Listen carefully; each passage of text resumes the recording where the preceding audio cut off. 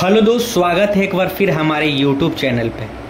तो दोस्तों, आज इस वीडियो में हम राजधानी पटना के वो 4 प्रोजेक्ट के बारे में जानने वाले हैं जो 2025 में पूरी तरह से बनकर जनता के लिए सौंप दिया जाएगा। राजधानी पटना के साथ साथ बिहार वासियों के लिए प्रोजेक्ट सौंप दिया जाएगा। आइए उस 4 प्रोजेक्ट के बारे में आपको विस्तार से बताते हैं। इससे पहले अभी तक आप हमारे चैनल से जुड़े नहीं है तो सब्सक्राइब कर हमारे चैनल से जुड़ जाएं, क्योंकि इसी तरह का लेटेस्ट जानकारी आपको इसी चैनल पे मिलते रहेगा।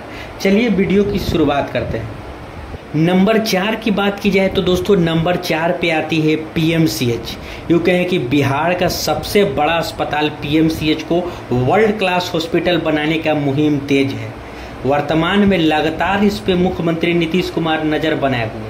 अक्सर पीएमसीएच में बेड को लेकर काफ़ी परेशानी का सामना करना पड़ता था, लेकिन अब वर्तमान में तमाम धीरे धीरे पुराने बिल्डिंग को तोड़कर नए बिल्डिंग बनाने का काम किया जा रहा है।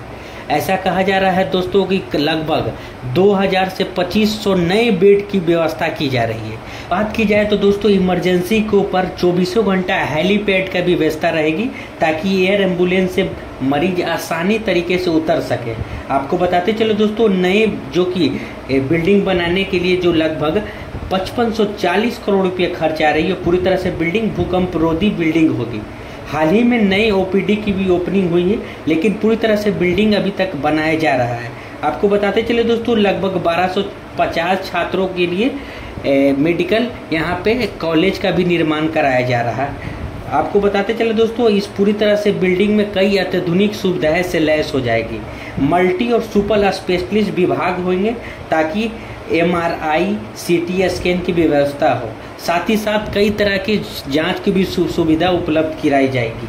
आपको बताते चले दोस्तों, ये पूरी तरह से पीएमसीएच का प्रोजेक्ट यूँ कहें कि 2025 के लास्ट 2025 के मिडिल में पूरी तरह से बनाकर राजधानी पटना के साथ साथ पूरे बिहार वासियों के लिए सौंप देने का लक्ष्य मुख्यमंत्री नीतीश कुमार का है। नंबर 3 पे आती है दोस्तों पटना मरीन ड्राइव, जिसे लोग गंगा पाथवे से भी जानते हैं। जी हाँ दोस्तों, राजधानी पटना का सबसे बड़ा प्रोजेक्ट अगर कहें तो राजधानी पटना में वर्तमान में पटना मरीन ड्राइव है। जी हाँ दोस्तों, इसकी खूबसूरती देखने लायक है।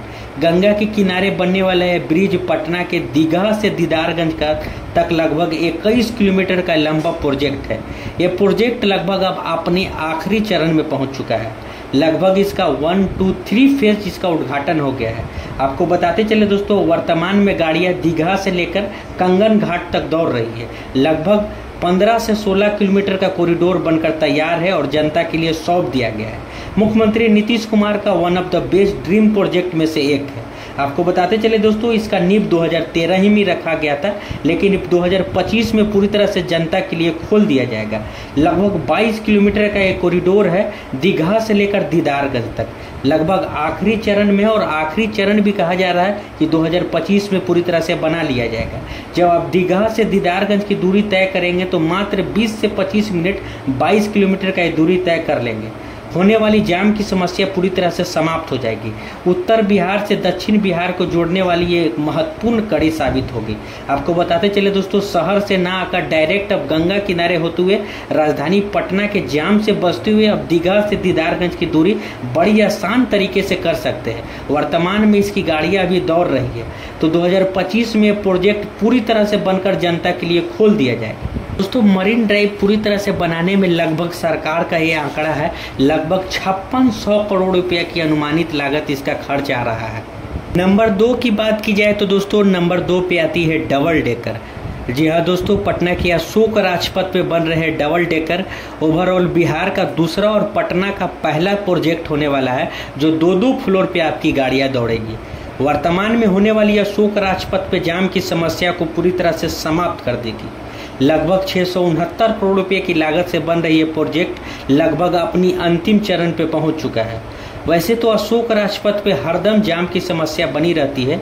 वर्तमान में बन रही पुल के कारण भी कई तरह से समस्या उत्पन्न हो रही है, लेकिन 2025 में इसका पूरी तरह से बनाने का संभावना है और सरकार का भी डेडलाइन है कि 2025 में पूरी तरह से इस प्रोजेक्ट को खोल दिया जाएगा। आपको बताते चले दोस्तों, इस प्रोजेक्ट के बन जाने से अशोक राजपथ से और गंगा पाथवे यानी कि मरीन ड्राइव से सीधे कनेक्टिविटी हो जाएगी। पटना के पीएमसीएच के पास एक वर्ल्ड क्लास पार्किंग की भी संभावना और बनाया जा रहा है, क्योंकि डायरेक्ट पीएमसीएच में आपको पहुंचना काफ़ी आसान हो जाएगी।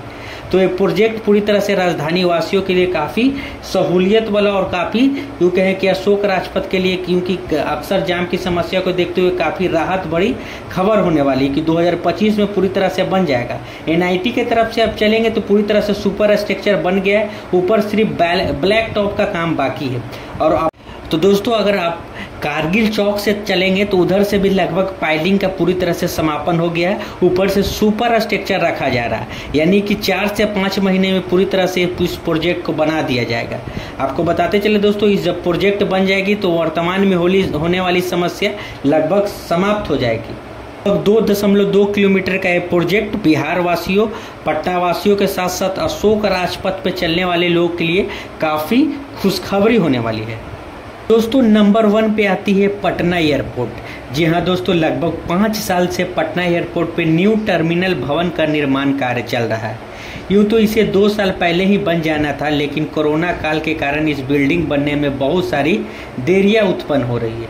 लेकिन अभी फिलहाल 95% काम हो गया है। लगभग 1 से 2 महीने में पूरी तरह से बिल्डिंग को बनाकर पटना वासियों के साथ साथ बिहार वासियों के लिए इसे खोल दिया जाएगा। आइए आपको बताते हैं कि इस बिल्डिंग के बन जाने से क्या कुछ फ़ायदा होने वाला है। आपको बताते चले दोस्तों, लगभग 65,155 वर्ग मीटर क्षेत्र में बन रहा न्यू टर्मिनल भवन लगभग विश्व स्तरीय टर्मिनल भवन होगा।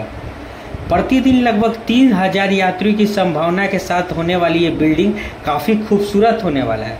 इसका ग्राउंड फ्लोर आपको बताते चले दोस्तों कि ग्राउंड फ्लोर G+1 का होगा। इस बिल्डिंग का इमारत पूरी तरह से नालंदा विश्वविद्यालय के खंड के तौर पर बनाया जा रहा है।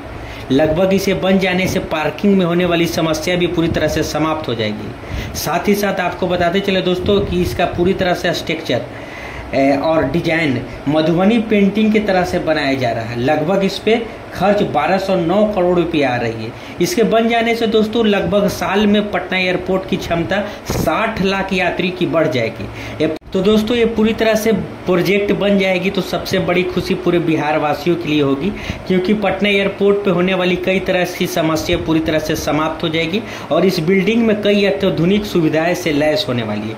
तो बहुत ही जल्द 2025 में पूरी तरह से बनाकर बिहार वासियों को ये प्रोजेक्ट खोल दिया जाएगा।